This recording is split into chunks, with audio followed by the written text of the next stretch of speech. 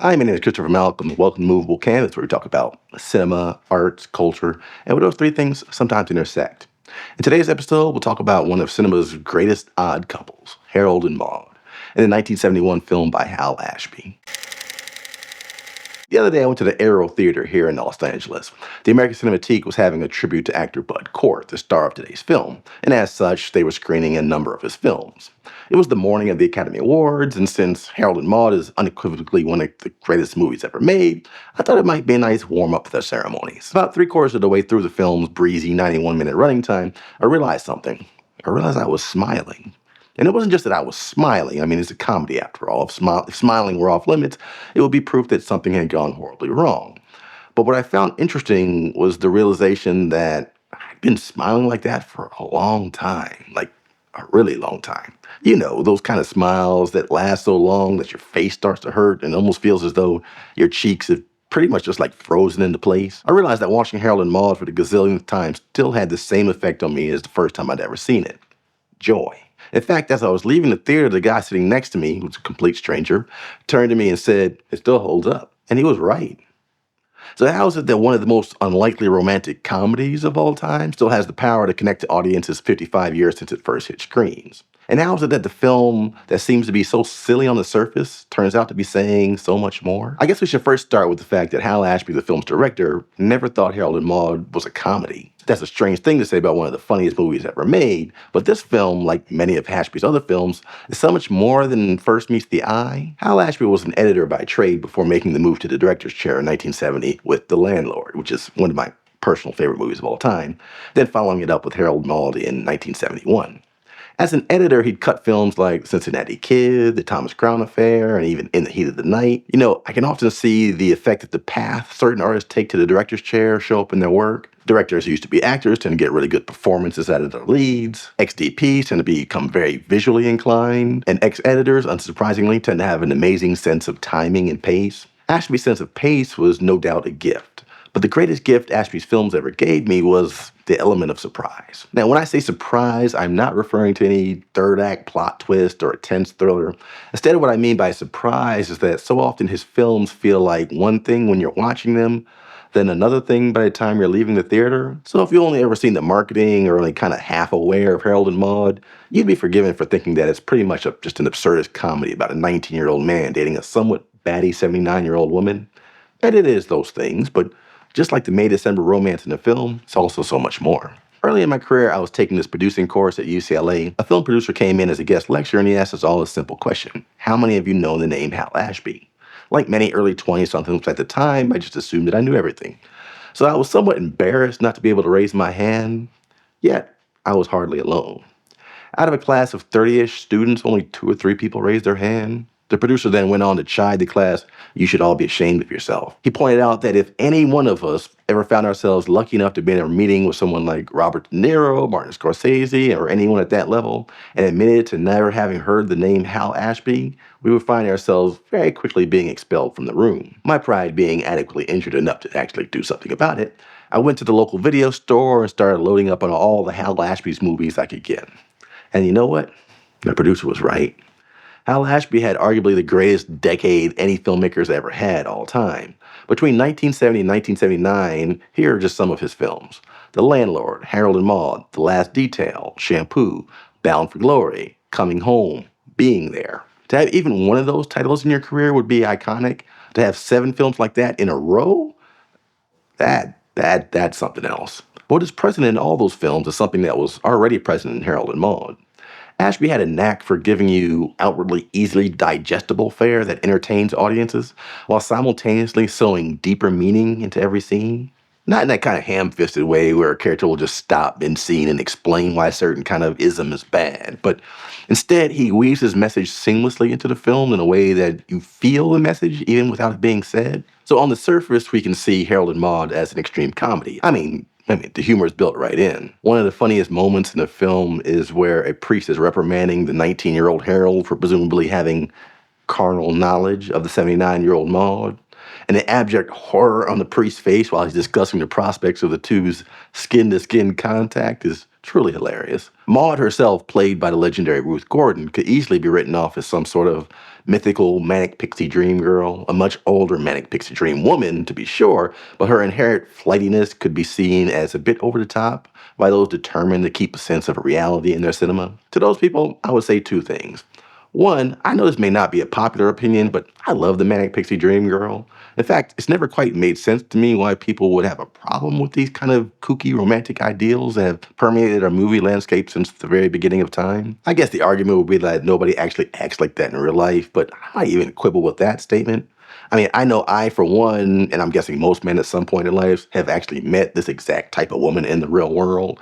And there's a strong chance that the man absolutely fell in love with her. And that's probably why he then grew up to become a screenwriter and he was so quick to want to write about her. Of course, Gordon herself knew a thing or two about writing complex female leads. Prior to her later transition to becoming like a screen star in Harold and Maude and Rosemary's Baby, Gordon was already a Hollywood legend because she had written screenplays for certain Spencer Tracy and Katharine Hepburn vehicles such as Adam's Rib and Pat and Mike. She imbues the character of Maude with such a native sense of offbeat freedom that she's intoxicating. It's not some idealized version of female beauty that's drawing Harold's attention. It's Maude herself, her spirit, her ability to be unapologetically herself. Harold himself is a member of what we might call the idle rich. We never see Harold's father. I'm not 100% sure if his father is supposed to be dead or simply just always at work. But his primary relationship prior to meeting Maude is his relationship with his mother, played by Vivian Pickles. Like many parents, Harold's mother has come to see him as more of a status symbol than an actual human being. Like a doll she can kind of dress up and parade around town. Harold, for his part, seems determined to get her goat. At first horrifying before it's hilarious, Harold's favorite pastime has become finding more and more elaborate ways to fake his own death for the sole benefit of his mother. Well, for her benefit might not be fully accurate. It's more like he's trying desperately to get some level of emotional reaction out of her.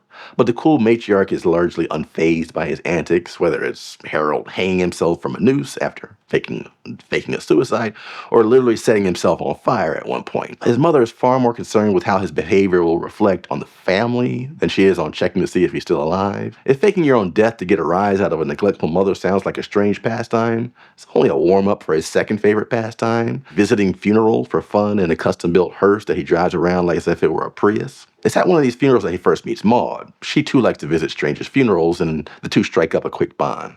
I mean, with such an unusual hobby, how could it not be love at first sight? A quick side note here, when I was watching the funeral scene this time around, I couldn't help but to think of the parallels to Fight Club, when Ed Norton and Helena Bonham Carter's characters meet because they both fake illnesses so they could participate in community support groups. No doubt the writers that wrote both the book and screenplay for Fight Club were well aware of Harold and Maude. I also couldn't help but think of films like Garden State, the Zach Braff comedy, which is also one of my faves, which is no doubt influenced by Hal Ashby's entire filmography. I guess really only one of the most objective ways to measure art is to think about its impact on the films that came after it.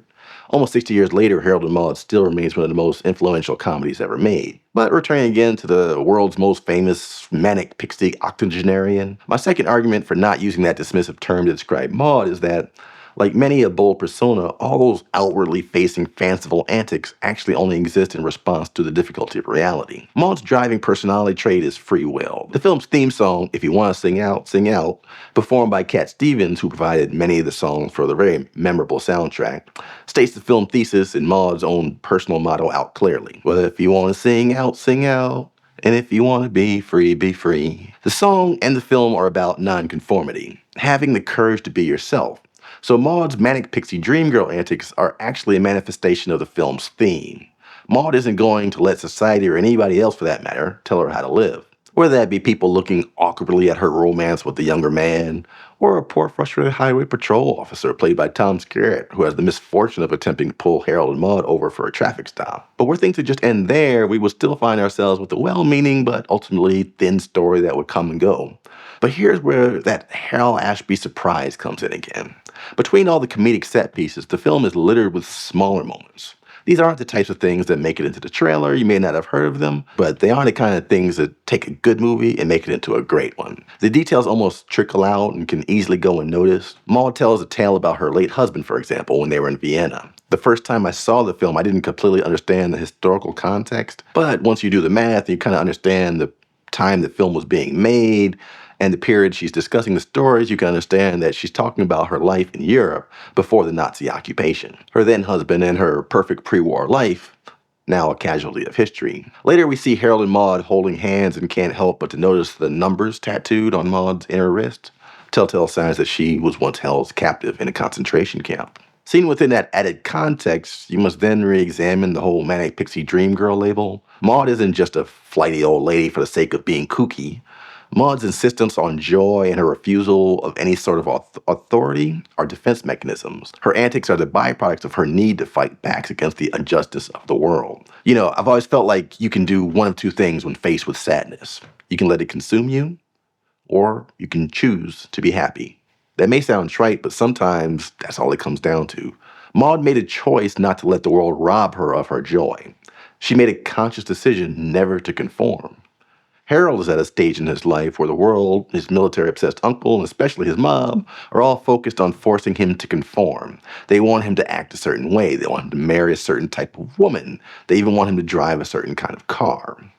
Maude teaches Harold to follow his heart. Her craziness gives him the courage to be who he really is.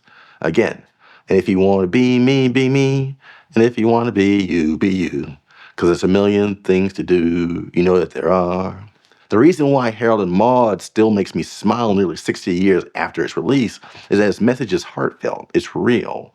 On the surface, Harold and Maude may just look like another in long lines of zany comedies. But then you walk out of the theater and you realize you've just seen nothing less than a perfect summation of why we should all follow our hearts. Thanks for watching another episode of Movable Canvas.